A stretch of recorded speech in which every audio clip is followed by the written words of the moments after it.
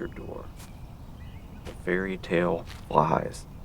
The legend walks, knocks at your door. I'm the legend. Fairy tale flies. The legend walks, knocks at your door. Harry, the door's open, dude. Also, I heard you the whole time. That's kind of lame, actually. I'm in the middle of something. No, I'm the legend. we never have. What is the reason that we still need to use tape? I don't understand why we. What is all this crap? It's the 4 hours of interviews that we cut for that first episode, Perry. This was a high-tech studio you had before we got started. You're the one who said we had to use tape for everything because it was more real. Oh, you're lucky I didn't ask for vinyl. It's authentic.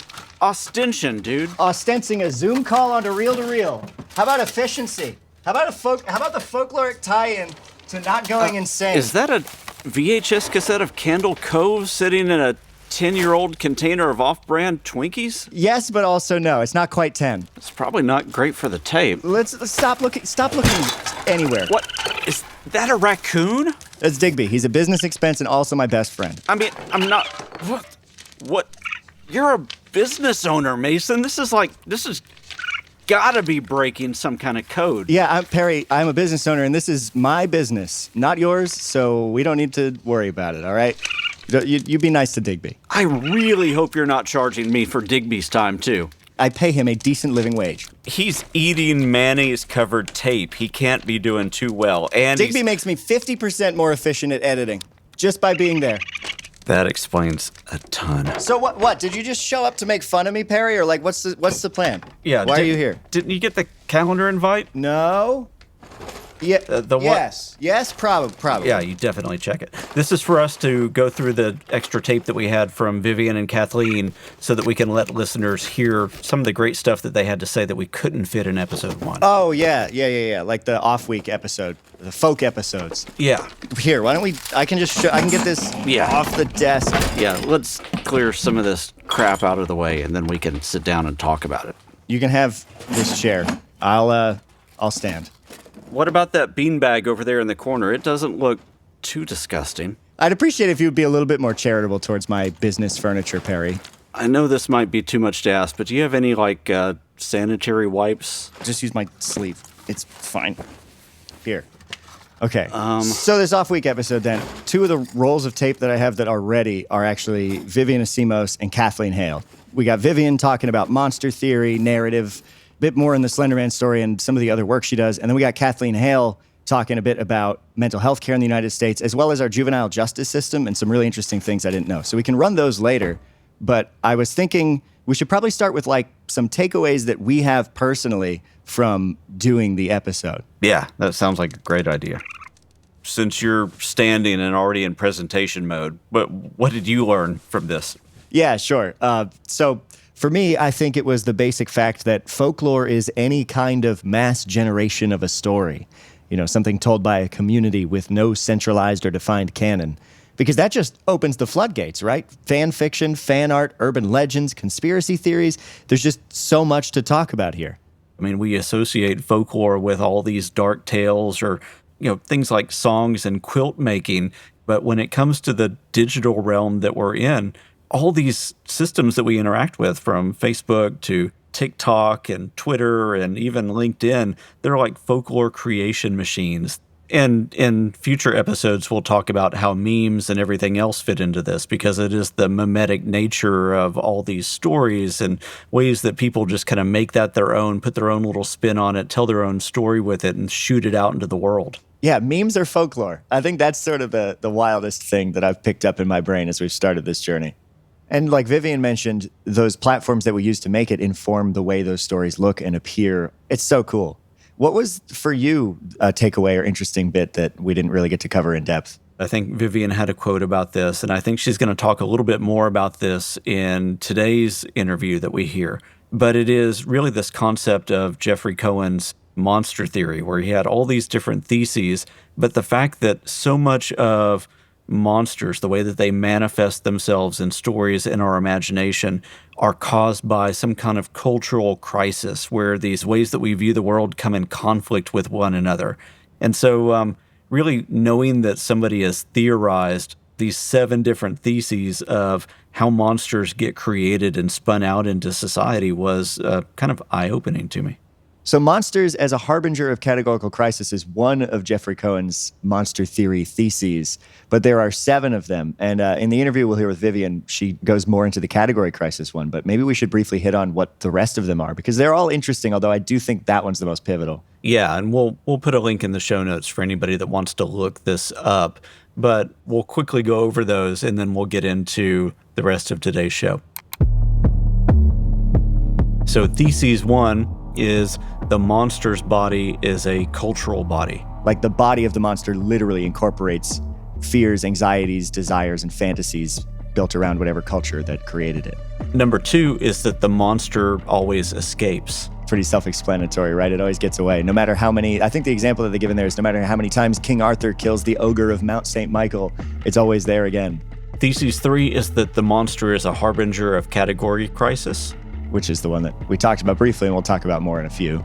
4 is the monster dwells at the gates of difference. Basically, the idea that the monster is an exaggeration of some cultural difference that is off limits. I think we see that whenever we're hitting these big cultural crisis moments, so around anything related to civil rights or identity and different national interests between countries, monsters and folklore get created out of that all the time. Because you're taking whatever the contentious issue is and making one side of it a monstrous difference. Exactly. It's very dark, but... Yeah, very, very dark. But once you know these things, once you have these in your head just as a framework of thinking about how we create monsters and spin them out into the world, it's hard to unthink these things. You start to see how these get created everywhere.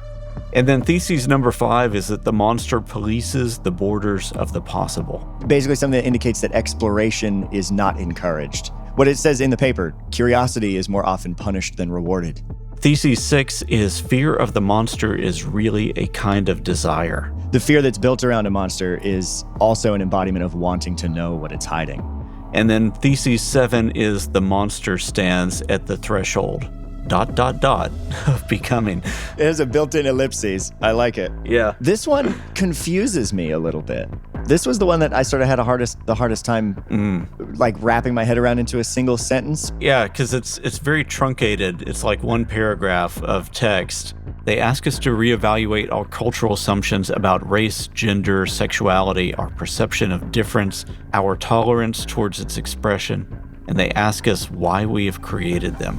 So really, monster is a reflection. Yeah. But again, they all, like Vivian says, they all kind of bleed together a little bit. Yeah, they do. There's no strong border between any of these, but it is really interesting because as you start to think about society and whatever the current boogeyman is, or wherever the current crisis is, you can start to see how these get reflected in monsters, how they start to get personified in popular culture. It's a fascinating toolkit to pick apart boogeymen. I need to grab a glass of water, and then we should get into the interview tape that we have. So just a second. All right, so let's kick it over to the interviews. A little bit later, we're going to hear from Kathleen Hale talking about mental health, the mental health care system in the United States and our juvenile justice system as we go a little bit more in depth into the story of the Slenderman stabbings from an empathetic point of view. But first, we'll hear from Dr. Vivian Asimos, who will take us a little bit deeper into topics like narrative, monsters, and some of the other work that she's been doing. I've always been a big fan of storytelling and narratives and all things narrative. When I went to do my undergrad, I actually was originally doing a master's in creative writing because I wanted to be creating the stories and stuff. I very quickly ended up getting absorbed into the religious studies realm of life. So when I started to do a lot of work with religious studies and as an anthropologist of religion, I was always drawn to storytelling. I firmly believe that as humans, we are just stories wrapped in bags of flesh. And pop culture has always been a huge part of what I did when I was doing my undergrad and really falling in love with religious studies for the first time.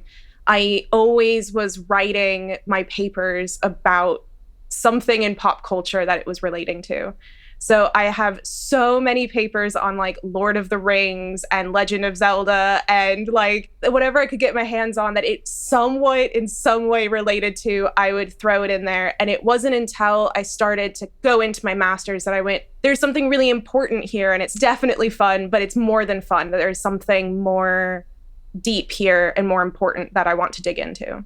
You're doing a lot of study and writing on religion. You're doing a lot of study and writing on cosplay. You've got the digital folklore piece, and then you also have the alt-ac.uk. How do all those worlds fit together? With a lot of late nights and not a lot of sleep. No, it actually all kind of boils together fairly well because of the fact that, you know, again, I see storytelling as being so involved in everything that for me, when I was studying digital monsters and online storytelling, that was all kind of the same. And the way that I'm approaching cosplay is that cosplay is an embodiment of contemporary mythology and our storytelling. It's storytelling through clothes. ALTAC is an organization that I co-founded with a friend of mine who is also a sociologist of religion, Aled Thomas. Basically, it's the idea of alternative academia, alternative approaches to it, as well as people who don't necessarily fit what you traditionally think of as an academic, still identifying as academia and giving a home for those people in that research. For me, anyway, a lot of anthropology in particular, they privilege the kind of semi-colonialized idea of going to the exotic location and talking to the people who are often not white in order to talk about these exotic, weird, different locations. And I was coming in being like, I don't know, I chatted to some people online and I thought that was super cool. And it's just this really different experience. I had someone tell me I wasn't actually doing field work because I wasn't in the jungle. You get a lot of trouble with that. People, I think, sometimes struggle with understanding, and not just academics, but even just people who maybe don't spend as much time on the internet, sometimes struggle with the idea that you can form real relationships and real communities purely virtually. And so there's always that kind of backlash or that fighting of going, yeah, but we're talking about something real over here and you're talking about the internet, and you have to go, no, the internet's real, like, and the experiences are real. I remember that being the prevailing opinion a lot around the time Slenderman happened in like 2009, like up until then. It feels like that's changed in the, probably not in academia, but in sort of the mainstream thought about the internet not being a quote unquote real place. It seems to be more acknowledged as real now. Obviously, I think some of the kind of chat language is still, even if it's a little bit tongue in cheek, it still kind of hints to that, you know, the, oh, well, my friend's in real life, you know, those kinds of phrases. Right. Yeah, that's true. Which again, connotes that there's a slight difference there. But I do think that things are changing. I do think also that COVID has really altered it as people were forced to do a lot of things online and forced to find communities online. Focusing on digital monsters, in your Udemy course, you referenced Jeffrey Cohen's monster theory and the 7 theses of what makes a monster a monster. Can you describe some of that and what makes that relevant for you when it comes to the study of folklore and digital monsters? Jeffrey Cohen was kind of one of the very first people to, I think, coin the idea of monster theory, which is this idea of this kind of interdisciplinary group of people that are all studying monsters.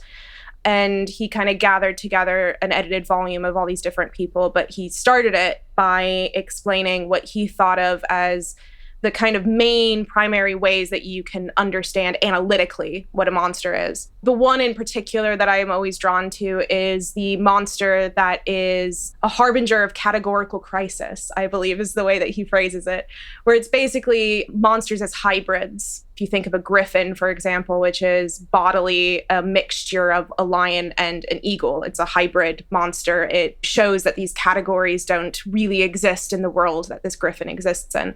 But the categorical crisis monster can also be more cultural or social. You might not necessarily see it as a hybrid monster when you first look at it. And as an anthropologist, this is of primary interest to me. There's a thought in anthropology that we categorize our world as we start to interact with it. And these categories are very social or culturally based. So when we are growing up and we're being taught the world by our parents or our parental units, they will point out things into the world and say, that's a tree. And then you go, okay, that's a tree. And you put it in the tree box. And then later you go and you see a tree that looks really different from that first tree, but they still point to it and say tree. And you catalog it as tree in the same little box. Different cultures might have different boxes. And so this is why it's very socially or culturally based. And what the monster does is it says, those neat little boxes that you grew up with them very cleanly set aside of this is what this is and that is what that is. We're going to break it. We're going to show that these categories aren't necessarily as firmly set apart as you thought they were, or that they blur together, or that this box that you set aside doesn't actually exist. That's the thing that the monster does. And that's really fascinating for me, because that really gets into the heart of what a society or a culture sees as important or sees as necessary for protection. A good example of this is just the vampire, who is breaking the categories between living and dead, which are supposed to be very firmly set aside, different categories, at least for typically Western cultural boxes. And so the vampire's fear is that your cultural categories are broken. If you had to apply that specifically to Slenderman, what would you say are the dominant categories that Slenderman is transgressing the boundaries of? Basically the category between reality and fiction. The storytelling mechanic of the Slenderman is this idea of pretending it as if real. And this is the case for a lot of creepypastas, but the Slenderman, I think, does it just chef's kiss the best. When you're thinking about creepypastas, it is a genre and people are knowingly writing fiction and fan fiction around that. And then all of a sudden, now you have groups of people that know it's fake and are reading that and then somewhat being scared or pretending to be scared or wanting to be scared. And then you have other groups of people who hear about it second or third hand that now believe that it is a real thing. As a folklorist, as a sociologist, as somebody who's interested just in people and how they work, what do you take from that? I mean, I think that's just how all storytelling is. I think a lot of people like to point at the Slenderman in particular and really online storytelling as this special thing of, oh, well, someone might be listening to it and not knowing. But urban legends have been around for a really, really long time that essentially have that same idea of, I heard from a friend of a friend of a friend about this thing, and I've gotten some of the details wrong, but I'm going to still repeat it and tell my friends about it. But it doesn't really matter whether or not it happened. And I think that what makes the Slenderman in particularly really interesting, and when you're looking at monsters, is that monsters essentially prove that stories can kind of live on their own, and that it is the story that matters and not anything else. And belief is secondly. We can kind of talk about belief as being this ultimate end-all be-all of, well, this person believes or this person doesn't believe. But that's not really important. What's important is the story and the way that people hold on to a story and the way that people find import in a story. I was wondering if you could elaborate a little bit on that willful suspension of disbelief that we perform when interacting with these stories and creating them, because it's such a fascinating thing. Even from the perspective of urban legends and the way that we do that, there is a willful suspension of disbelief that seems to come with that, but that just makes people want to buy into it even more. I honestly don't like the idea of suspension of disbelief, because I don't think that's how we work. I think we start with a willingness to believe. We start full in. When you go into a movie, you're not like, all right, let me wait till this movie gets me. Like, you're going to go in being like, yeah, man, I'm excited to see Dune. And then something happens that you're like, oh, that's right, I'm in a movie. So something breaks you rather than something pulls you in. So I prefer willingness to believe rather than suspension of disbelief. Yeah. Nice. I never thought of it that way. And I really like thinking of it as a willingness to believe. It does seem like with Slenderman, I guess there are so many boxes that got checked. All the things that make contemporary legend and the newness of the digital world as it was starting to come up. And then, of course, there was tragedy around it as well. But Slenderman specifically seems to have captured the attention of a lot of the folklorist community. I mean, you mentioned Slenderman as kind of the chef's kiss of all these things coming together. What do you think really you can attribute that nexus to? It's a little bit of all of it. Even if you had every single element the same, except for the timing, and you tried to do it now, I don't know if it would really work, the same way. And the same for, I think, all of those elements. So if you removed one of those aspects, he's not alone. There are other creepypastas that really do have a really strong life of their own. I think the Slenderman is the most recognized and has really lived for the longest, which is really abnormal for internet stories, that people are still making jokes about the Slenderman and referencing it as a meme. And that's not really normal for the internet, of something back in 2009 to still be at least somewhat kicking around. And I think that it has to do with the original post by, I'm going to use his username, which is Victor Surge, was just a super well done Photoshop. It was so beautifully done, and it allowed for a lot of fill in the blanks, which is always what the best kind of those paranormally photos do.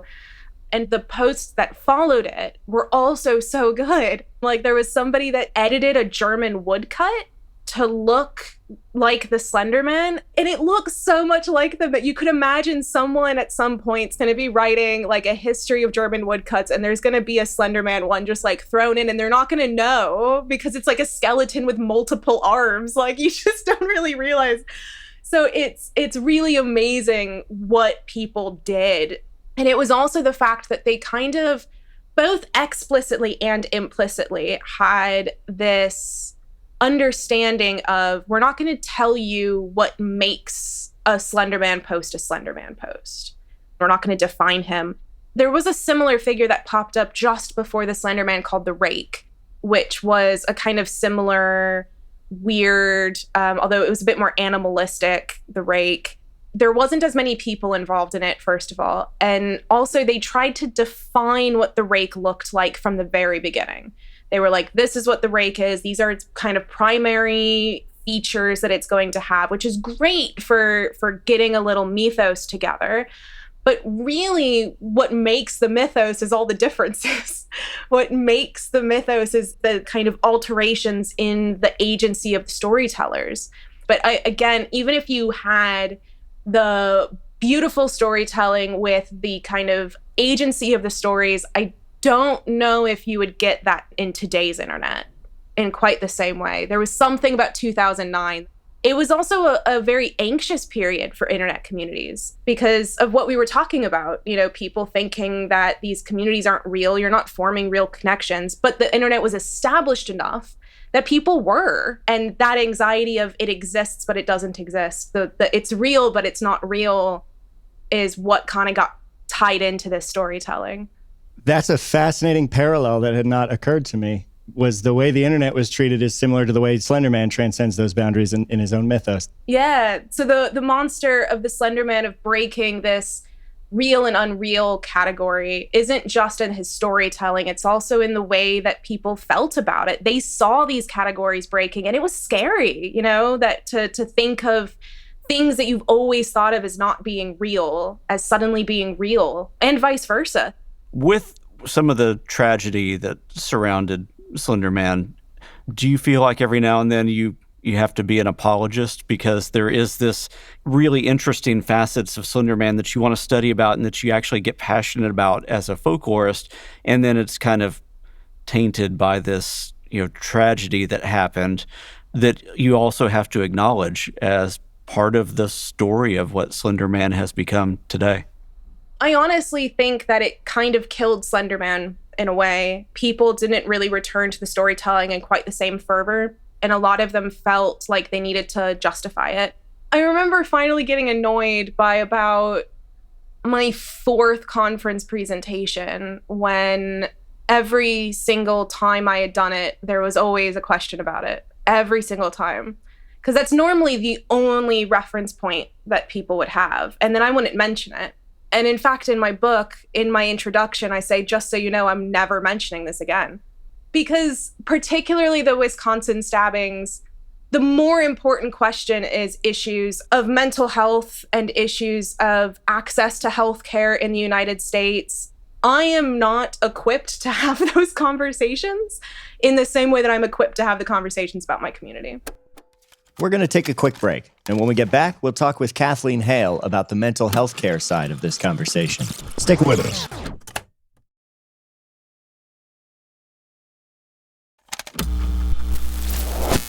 Welcome back. Before the break, we had just Stop, finished... Digby. No, that's not food. Well, that tape does have mayonnaise on it. I mean, you got to cut him some Yeah, slack. you're not helping, Perry. You're not helping. You're putting mayonnaise on the tape. Not food.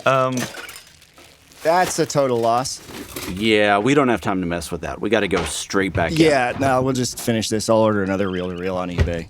So before the break, we had been talking with Dr. Vivian Asimos, and we had kind of ended off when she mentioned the fact that she's always asked about the Slenderman stabbings, and she doesn't feel equipped to deal with the mental health aspects of that. So we're going to lead now into our interview with Kathleen Hale. And something that didn't make it into this interview, but I thought was fascinating, Kathleen was the first person to actually request the court documents from the courts in Waukesha, Wisconsin, because they have this weird practice there where they're like up to $5 a page for court documents, and those are hundreds of pages long.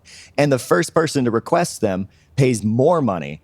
And so at the time, all of these journalists who are going to be writing about this, at the time what seemed like, a fad news story, a viral news story, didn't really have the budget for it in 2014 as everything was shifting to the online space and no one really knew how to monetize it. So she is literally the first person who bought those documents and was able to read them. And it's also kind of obscene that you have to pay for court documents. That's not very good for free press, Yeah, it's not good for anybody trying to seek the truth or to really understand what's going on. But luckily, Kathleen was the one that did that, within the past few years, so very far removed from 2014.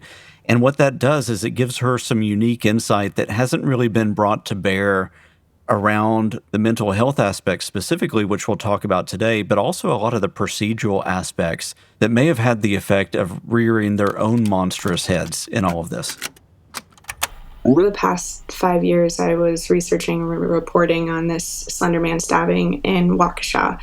So my book, Slenderman, Online Obsession, Mental Illness, and the Violent Crime of Two Midwestern Girls, is the first full account of the crime, and it dispels a lot of myths surrounding the case. The biggest one being that the victim died. She miraculously survived, and in fact, there were two horror stories that happened as a result of this crime. One was the crime itself, and the second horror story unfolded afterwards when the state of Wisconsin, where I'm from, proceeded to prosecute two mentally ill 12-year-old girls as adults. The way you've pulled it all together really feels like, I feel like I know them a lot better and understand them because these were kids who needed help. And I feel like we lose nuance in a lot of discussions. Yeah, absolutely. That's a really good way of putting it. I think what I realized over the course of writing this book is that we have this association in our minds, especially in the United States, that if we are compassionate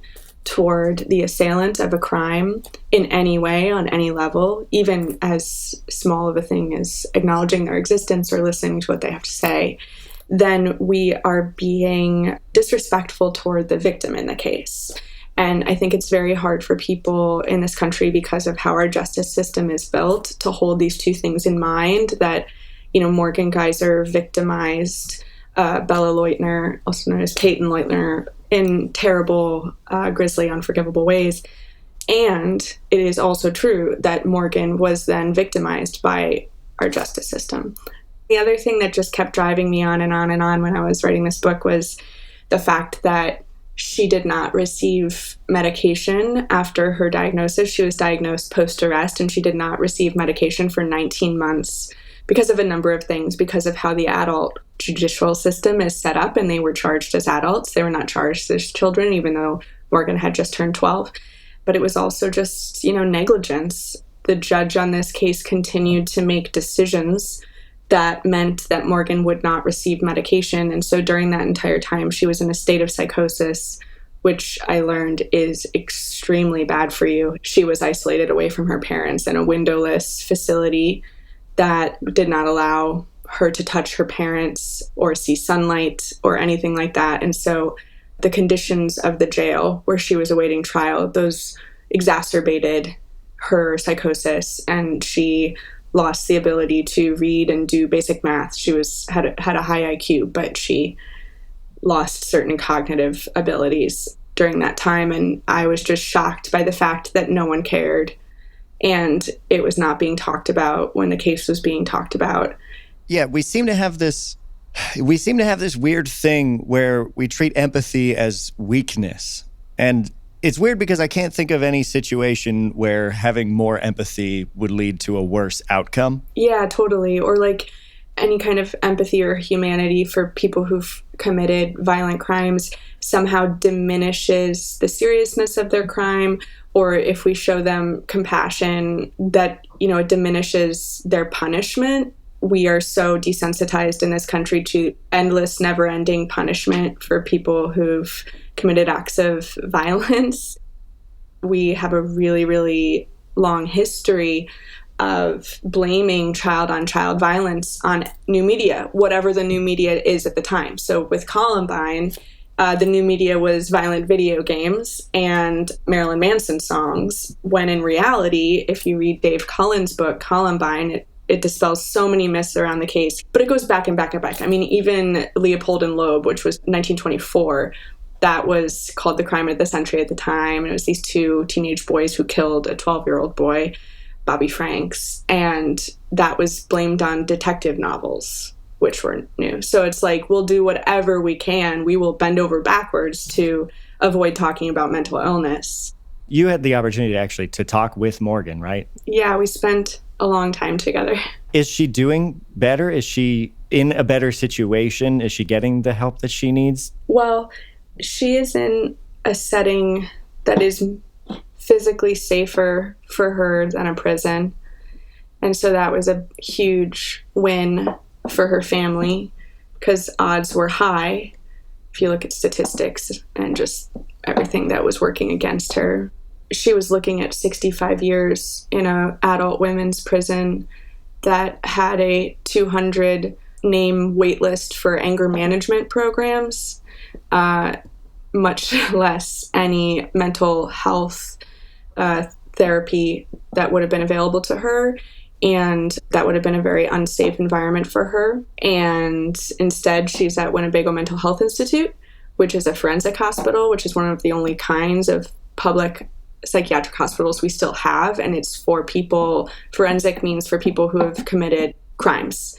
And so she's in an adult women's ward and has been since the age of 15, although she first went there shortly after her crime when she was 12 to get diagnosed.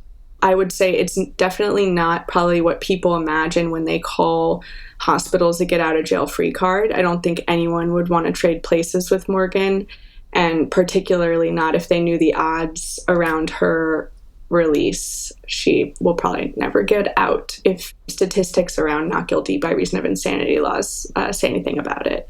It's a very, very bad place to be. It's easy to get forgotten by the world in a forensic hospital. In a women's prison, if she had been sentenced to 65 years, she probably would have been up for parole, and gotten out early if her behavior warranted it. And that would be up to the prison. And after 65 years, as long as she hadn't committed any new crimes, and, let's say she's still alive, she'd be set free. But in a hospital, it's not up to the hospital if she leaves. It's up to the elected judge whether she leaves. And she was sentenced to 40 years. And let's say 40 years comes and goes. He doesn't have to let her out. He can just, and I say he because it's currently a man, but let's just say they don't have to let her out. They can just let it roll over, which doesn't exist in the prison system. So it's mind-boggling. I had absolutely no idea that was how that worked at all. But that fact is horrifying to me. And now even more horrifying because I didn't realize that the rules of the whole thing changed that way. And wow. Yeah, I didn't realize either. That's a lot to take in. Yeah, I didn't realize either. Yeah, our juvenile justice laws and our mental health care laws are like very draconian and weird and would not take place in any of the countries that we consider to be our peers. I mean, the reason that Morgan was tried as an adult is because of this 1990s theory invented by a Christian fundamentalist named John DeLulio Jr., who was a professor at Princeton in the 90s.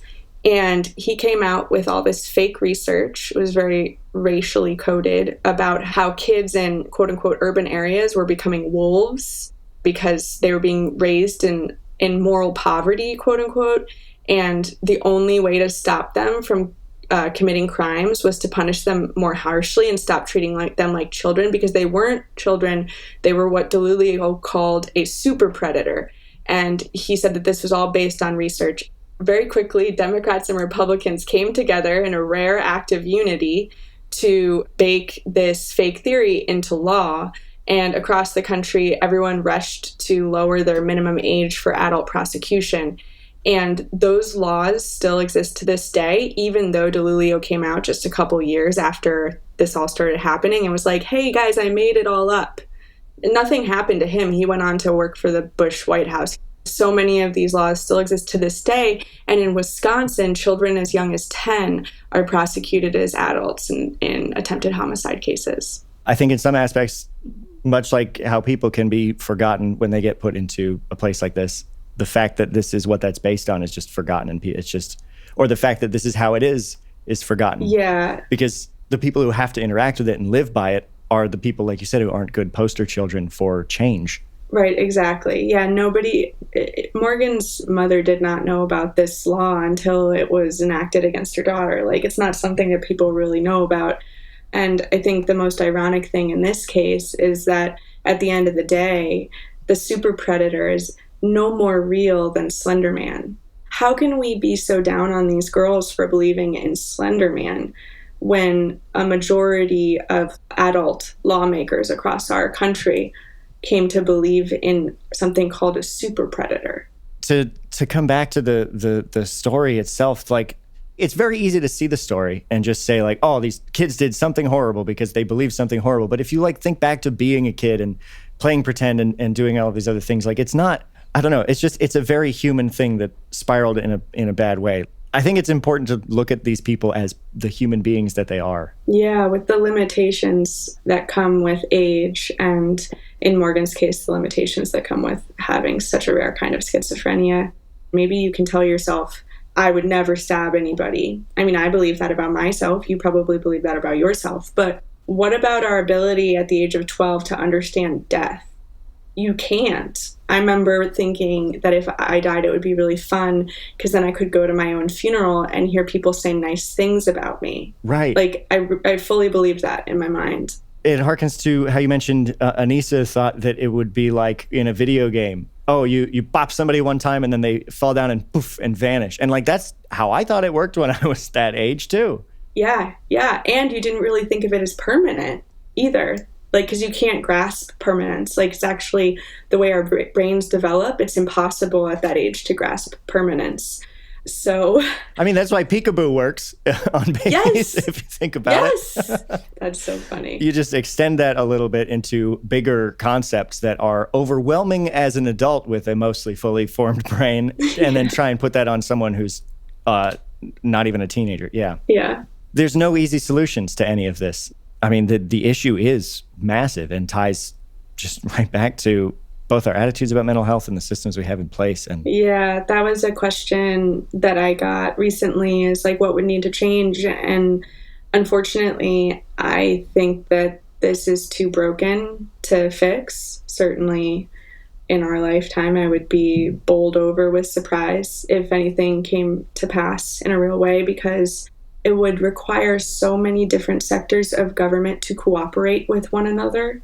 And it would require lawmakers in places like Wisconsin to completely change the minds or stop caring about the minds of their constituents. It's just a very hard thing to change, because we have no more public mental health care centers. Those were shut down in the 80s, big time in the 80s. Most of them were converted into prisons. That's why we have this massive diaspora of homelessness, people who have schizophrenia.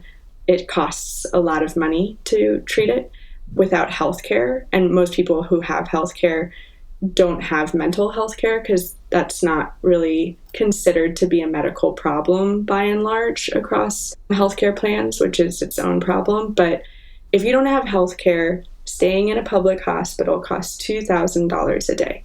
And you can imagine that many people can't afford that. And so it makes mental health care a privilege of the rich and everyone else is just sort of left to fend for themselves in this system that doesn't really exist. And unfortunately, our largest mental health care system has become our prison system. And so in the United States, you don't have anywhere to go. The police can't pick you up and take you away, even if your family is like, no, you don't understand. Just a few minutes ago, he was trying to cut his wrists. What the police will do is they'll go up to him and be like, are you a danger to yourself or others? And this person who is likely in psychosis, and psychosis does not want to end itself, and it speaks for the person, and they say, no, I'm not a danger to myself or others. I mean, it's the stupidest question in the whole world. So you have to like talk this code in order to like get a 72-hour mental health hold. And then after that, it starts costing exorbitant amounts of money. So a lot of people, they don't receive the mental health care that they needed from the beginning until they commit a crime out of fear, confusion, paranoia, delusion. And so we've created this system where mental illness has become criminalized because the only method we have to treat it is prison.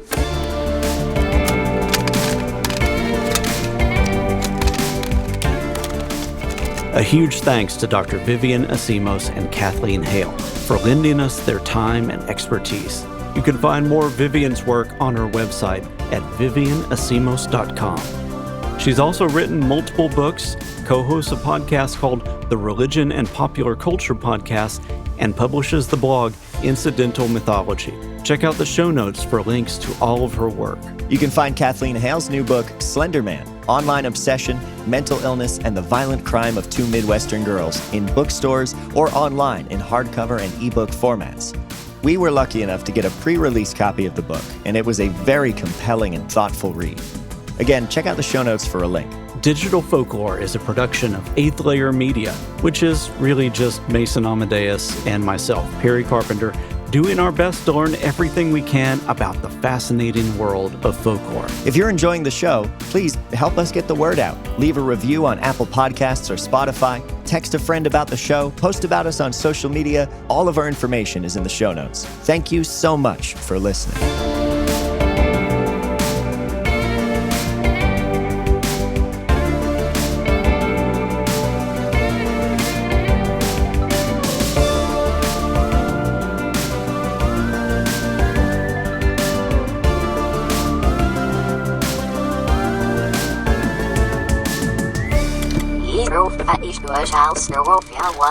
Digby, no, stop. Oh, God. Oh, my God. Digby!